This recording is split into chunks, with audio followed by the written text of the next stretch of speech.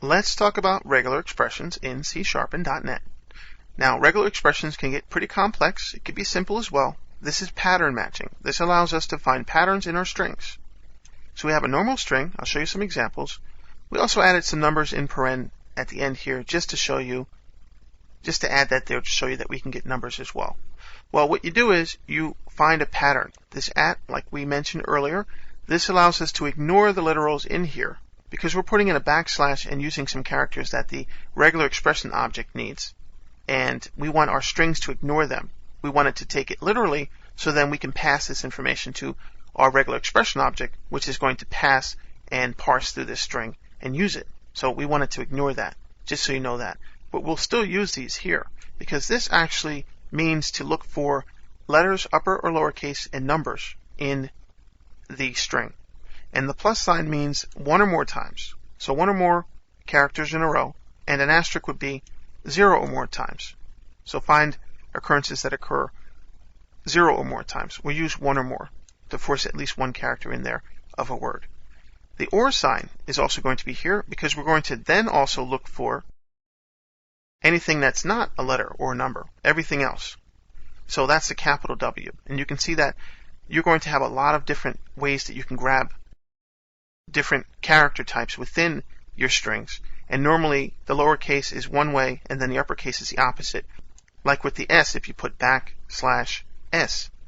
And you can see that every character that isn't white space as opposed to lowercase s, which is look for white space characters, tabs, spaces, etc.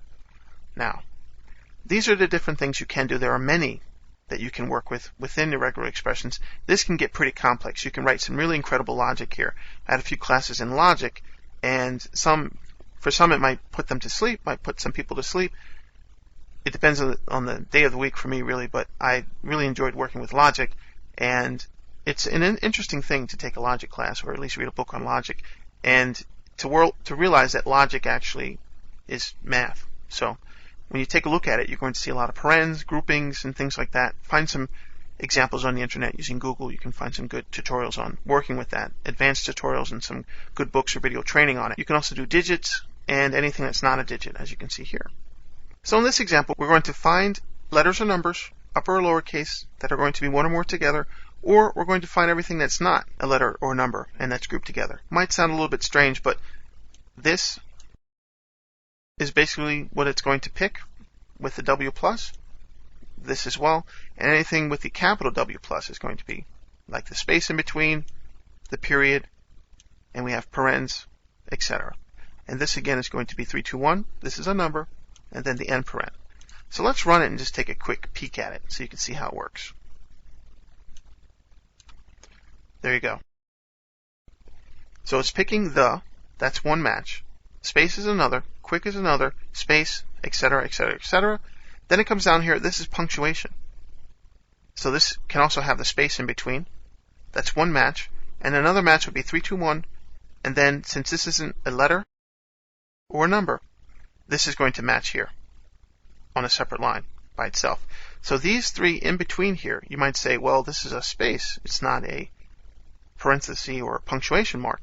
Well, it's anything else that matches one or more times. So dog are letters. There's no numbers additionally there. That's okay. So then it finds three non-letters or non-numbers and matches that as well. So this is what it outputs. Let me modify that real quick to give you another idea of how it works. We'll get rid of this or because this is going to do both. We'll just do it this way with just letters and numbers. And there you see. All that punctuation is gone, the spaces are gone. They're not matched. So these are each matches that we could work with. And I'll show you how that rest works there as well. Additionally, we could put the capital. We'll debug that. All the white space, and then it matches the punctuation, this line, and that end paren because this comes after the numbers. So you get the idea. So we'll put that back together.